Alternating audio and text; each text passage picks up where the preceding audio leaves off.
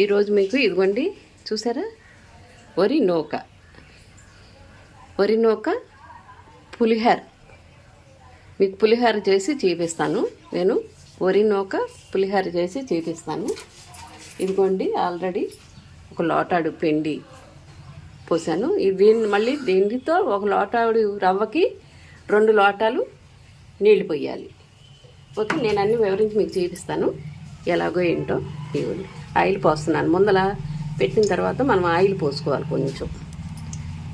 చూసారు కదా, ఆయిల్ పోసాను కదా. ఇప్పుడు వాటర్ పోయాలి. ఇదిగో ఒక లోటాడు రవ్వకి 2 లోటాలు నీళ్ళు అన్నాను కదా, ఒక లోటాడు పోసాను.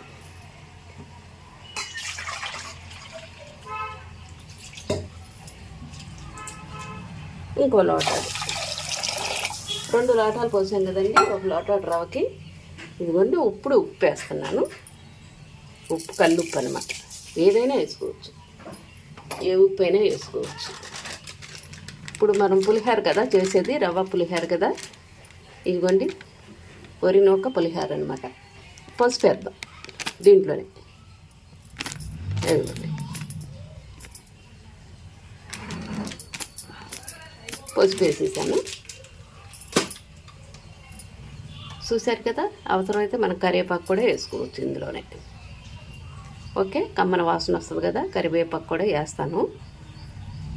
ఇది మరిగిన తర్వాత నేను మళ్ళీ చూపిస్తాను మీకు. వరి నూక పులిహోర అనమాట, రవ్వ పులిహోర. చూసారా చక్కగా మరిగిపోయింది. కలర్ఫుల్గా ఎలా ఉందో. ముందలే పసుపు వేసాను నీళ్ళలో, దాని మూలంగా చక్కగా కలర్ఫుల్గా ఉన్నది కదా.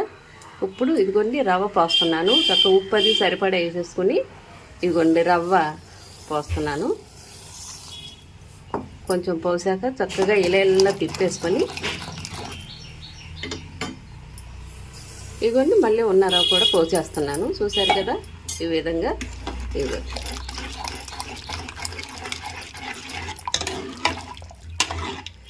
అది ఆల్రెడీ కలిపేసాం కదా, చక్కగా ఉడుకుద్ది. అదిగోండి చూసారా, అప్పుడే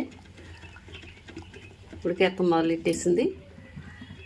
అలా ఉడకబెట్టిన తర్వాత మనం పులిహోర పులుసు దీంట్లో చక్కగా చల్లార్చి, మనం అన్నం ఎలా చల్లార్చుకుంటామో అదే ప్రకారంగా ఇది కూడా చక్కగా దాంట్లో తీసుకొని చల్లార్చుకొని పులిహోర పులుసు కలిపేసుకుంటామేనండి.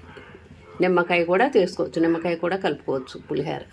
అది బియ్య ప్రభుత్వం చాలా బాగుంటుందండి టేస్ట్, తెలుసండి.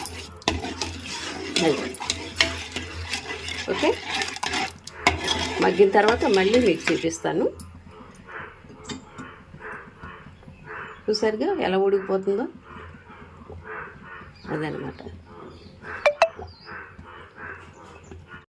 ఇదిగోండి చూసారా చక్కగా పచ్చగా ఎలా ఉందో. ఇప్పుడు దీంట్లో మనం కరివేపాకు కూడా ఆల్రెడీ వేసాను, ఉప్పు వేసాను కదా. ఇక మనం చూసుకొని వేసుకుంటామే. ఇప్పుడు దీంట్లో మరి మొన్న ఇగోండి చూసారా పులిహోర పులుసు ఇది ఉంది కదా, ఈ పులుసు కలిపేస్తాను ఇందులో. ఓకే,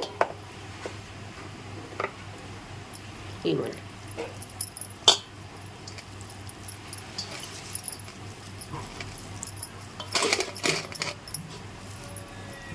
చక్కగా ఇదంతా కలిసేలాగా చక్కగా కలిపేసుకుంటుంది. ఓకే, ఇవ్వండి.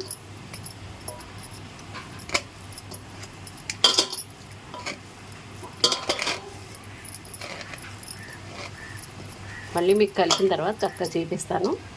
అంటే లెక్క అంటే మనం పులిహోర పులుసు మనం పులుపు ఎంత తినదలుచుకున్నామో అంతవరకు చక్కగా కలుపుకోండి. మీరు ఎలా తినదలుచుకున్నారో, తక్కువ తింటారు ఎక్కువ తింటారు అది మీ ఇష్టం.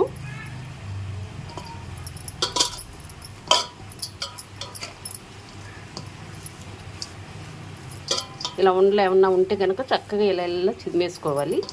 చూసారు కదా, బుడ్లు ఇలాంటి ఉండలు ఉంటే ఇలా చిదిమేసుకోవాలి.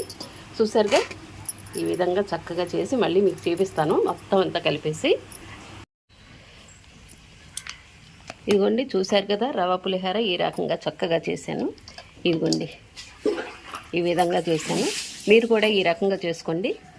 ఎందుకంటే పులిహోర పులుసు మిగిలిందనుకోండి చక్కగా వేస్ట్ అవ్వకుండా పిల్లలు మీరు చక్కగా చేసుకొని ఇదిగోండి రవ్వ పులిహోర కింద పొడి ఎలా ఉందో చూసారా. చక్కగా ఇదిగోండి పొడి ఉంది. మీకు అన్నీ నేను వీడియోలో చూపించాను కదా, అదే ప్రకారంగా చక్కగా చేసుకోండి.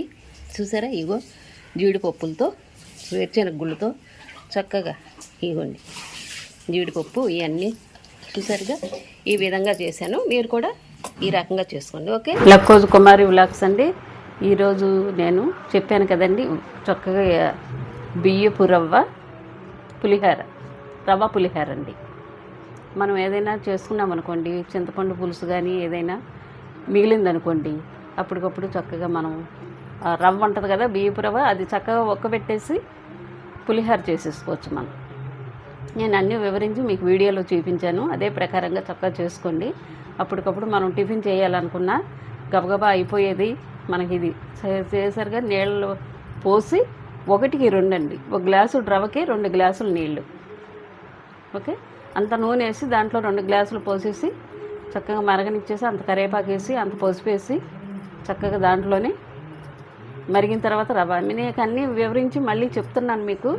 ఆల్రెడీ నేను వీడియోలో మీకు అన్నీ చూపించాను. అదే ప్రకారంగా చక్కగా చేసుకోండి. సింపుల్గా అయిపోద్ది, భలే టేస్ట్ కూడా బాగుంటుంది. నిమ్మకాయతో కూడా చేసుకోవచ్చు, నిమ్మకాయకి రవ్వ పులిహార. ఓకే, మీరు కూడా ఆ ప్రకారంగా చేసుకోండి. లైక్ చేయండి, షేర్ చేయండి, సబ్స్క్రైబ్ చేయండి.